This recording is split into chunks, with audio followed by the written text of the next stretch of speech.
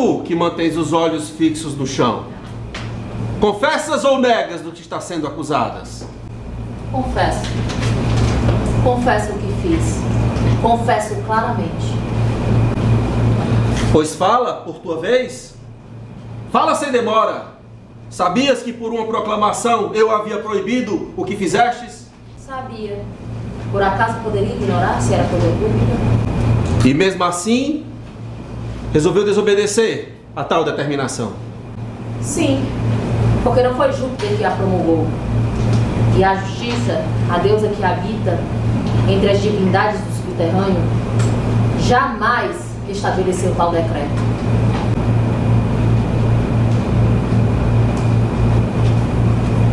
Tem mais alguma coisa a falar?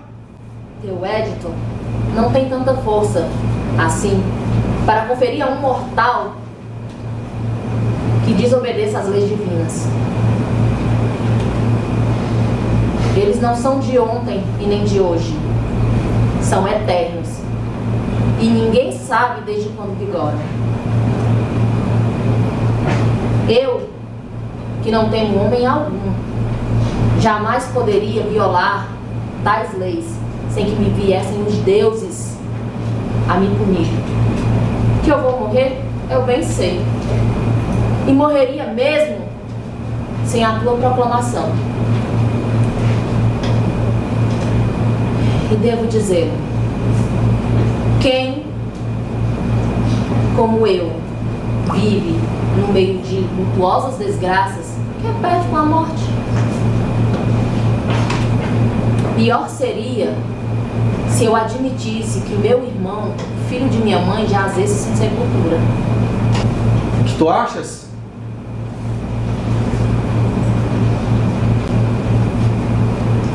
Com seu caráter indomável, essa jovem revela a descendência de seu pai, igualmente inflexível. Ela não se deixará dominar pela desgraça. Ficou sabendo, pois, que os espíritos mais rígidos são precisamente aqueles que se deixam abater. O ferro, tão duro quando aquecido, vem a ser o metal que mais facilmente pode se vergar ou romper.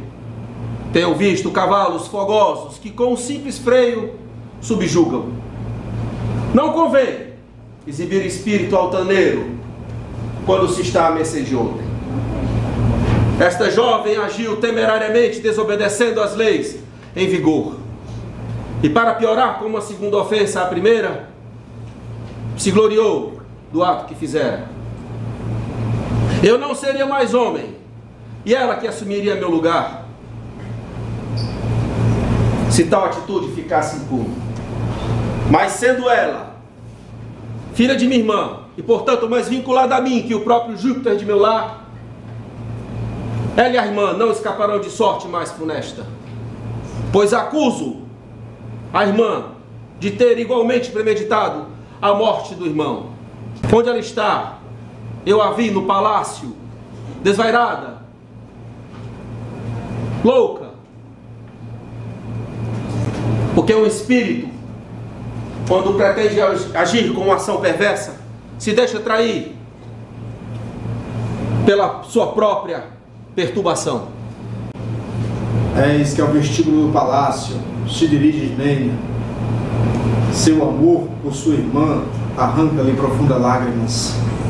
Uma nuvem carregada sobre seus olhos altera-lhe a fisionomia e inunda sua encantadora face.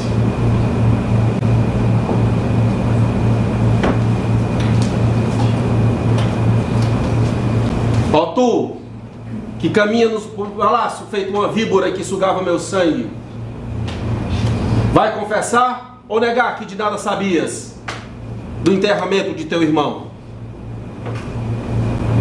Sou culpada. Se nela lhes consistir, partilhei do ato e quero partilhar da acusação. Mas a justiça não permitirá. Não tomarás parte naquilo que não fizeste. Meu sacrifício só bastará. Não te envergonhes da infelicidade em consistir que eu partilhei do ato. ao perigos que correm. Tu escolhestes a vida e eu a morte. Não me julgues, irmã, indigna de morrer contigo, honrando os nossos mortos. Tu viverás. E eu não vou sentir menor inveja de ti se o conseguires. E como eu poderei viver, minha irmã, sem tua companhia? Perguntou a Creonte. Todos os teus cuidados não são para proveito de ti? E que posso eu tentar em teu benefício? Salvar a tua vida. Como sou infeliz, não poderei compartilhar da tua sina? Essas duas jovens enlouqueceram. Perderam a razão. Uma desde que nasceu, a outra agora há pouco. Mas não porque tenha esquecido o que me cumpria dizer-te. Tu, que acabaste seguindo a prática do mal, resolveu acompanhar os malvados na prática do mal. No entanto, se o crime existe, é de nós duplos. Ó rei, a mais sólida razão não resiste aos golpes da adversidade. Acho que você já deveria saber sobre isso. Foi o que tu pensastes quando resolveu acompanhar os malvados na prática do mal. Mas só sem minha irmã, como poderei eu viver? Não fala mais dela, é como se ela já não existisse. Ordenarás tu que pareça a noiva do teu filho? Ora, outros campos que ele possa cultivar? Mas não será isso o que eles juraram. Noivas perversas para o meu filho, eu as dispenso. Pobre Emon, como teu pai te amesquinha. Tu me importunas com esse casamento. Será crível, ó rei, que te arranques ao teu próprio filho? Será o Hades que romperá esse noivado por mim. Parece-me então perfeitamente resolvido. Ela morrerá. Eis minha decisão. Escravos, levai-as para o palácio. Amarre-nas e não quero que essas mulheres mais andem em liberdade. Os mais corajosos temem quando a morte nos aparece. Bom, nós estamos fazendo cenas Obrigada. na N1 e na N2, então é um treinamento para que vocês também possam ver o que é que está funcionando agora e o que é que pode funcionar melhor quando vocês forem fazer a N2. Então, a primeira coisa é que me parece que teve um pouquinho aí de insegurança com o texto, não foi? Um pouco? Total. Né? Isso você vai, assim, não é qualquer texto, é uma tragédia grega, não é fácil de memorizar, não é? Mas assim, tem potencial, dá para perceber que vocês se sentem à vontade, vocês conseguiriam fazer mais coisas se o texto estivesse um pouco mais memorizado. Então eu acho que isso serve, inclusive já para tudo, mas pensando na próxima avaliação, que é vocês darem um pouco mais de tempo, um pouco mais de atenção a essa questão da memorização, tá? Também acho que vocês têm uma marcação de cena que está super ok, só de vez em quando rolava um palco quente, principalmente entre os dois atores homens, assim, um caminhar meio inseguro, assim, no palco, sabe, assim? Que eu também acho que é uma coisa de ensaio. Vocês no ensaio resolveriam isso com tudo é uma questão de segurança. Sim. Eu sei que a rotina que vocês têm de disciplinas impede vocês de terem mais tempo para ensaiar, mas acho que isso já serve como feedback, ter um pouco mais de tempo para ensaiar, para poder resolver questões de memorizar texto e marcação de cena, tá? Mas ainda assim a cena tá aí, apareceu, ok, tranquilo. E também o exercício aqui não é para você julgar uma cena, ainda que eu estou dando esse feedback para vocês pensarem. Professor, a N2 a gente vai continuar fazendo esses mesmos textos? Não, vocês podem escolher outro texto. Ah, tá. Mas acho que já serve para vocês irem amadurecendo o próximo trabalho. Outro grupo também. Pode ser outro grupo, não precisa ser este grupo, pode ser esse grupo, mas pode ser outro grupo. Mas vocês já vão pensando nisso, tá bom? Rapidinho, descrevam o assunto dessa cena. Não precisa resumir a peça toda, só essa cena. O que é que acontece?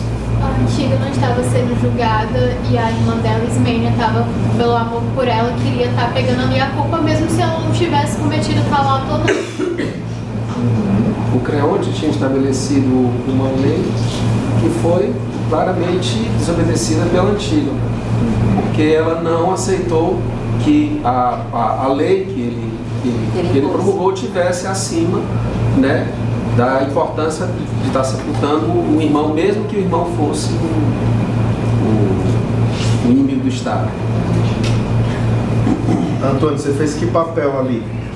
Eu tinha uma cena que eu entrei com o Gorro, né? Na verdade tinha feito uma fala do coro. Só que, como era só a minha fala, eu pensei em trazer um pouco daquela imagem do oráculo, alguma coisa assim, uma coisa menos coro e mais mensageiro, assim, sabe? Porque não tinha volume de voz. É, exato. Então, e aí eu estava fazendo também o corifeu, né? Então fiz ali, tentei inclusive diferenciar um pouco o oráculo do corifeu ali, inclusive na forma de... Legal. E como é dizer um texto grego? Porra! Horrível. Puta É que um texto pariu, professor. muito denso, é um texto muito denso, né? Nas palavras, as palavras ela tem uma densidade natural, ao pronunciar você já sente uma densidade muito forte, por isso ele requer um trabalho profundo para se internalizar essa mensagem que o texto passa. Ele é denso, como ele é você diz, denso, ele é pesado. ele é pesado, então não é uma coisa que a gente decore e já faça aqui Nossa, ontem eu com facilidade. É muito denso, então a fala ela é muito densa, ela tem um tempo que a gente não conseguiu ainda encontrar de cada fala ele tem um tempo mais denso, mais dramático. E assim, mais forte. com relação a cada frase, os períodos, né, tem, por exemplo, tem um período que fala assim, porque demoras, pois. Esse porque demoras, pois, ele é difícil de você, é uma frase desse tamanho, de você naturalizar, porque é uma frase muito quadrada e dura. Quando você joga esse pois, que tá lá no final, que é com exclamação, e joga ele pra frente, você faz, pois por que demoras?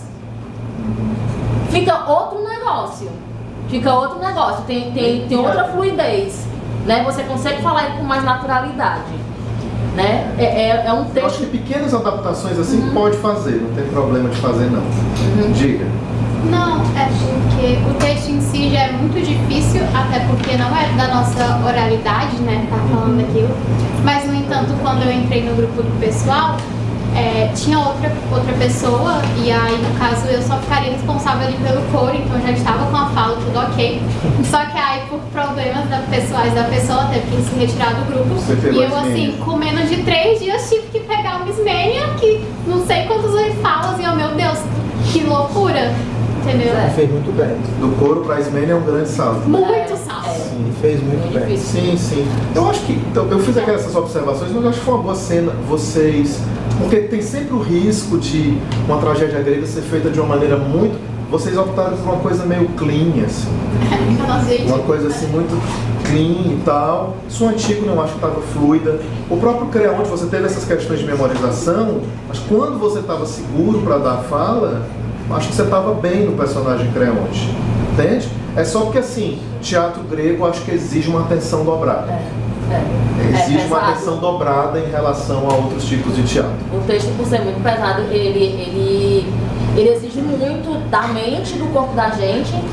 E, assim, com relação a Antígona, eu me apaixonei por ela, gente. Ela é apaixonante, a Antígona, porque ela é uma mulher que ela sabe quem ela é, tá entendendo? Ela sabe se impor, e não é porque ele é um rei que ele vai ficar por cima dela, não, porque ela também é da realeza. Eu tô aqui, tete a tete contigo, ó. Tu é o rei, mas eu sou princesa, mesmo meu pai era presa, rei. você não baixa a cabeça. Ela tem uma altivez que assim, eu achei ela incrível. Ela é incrível, maravilhosa.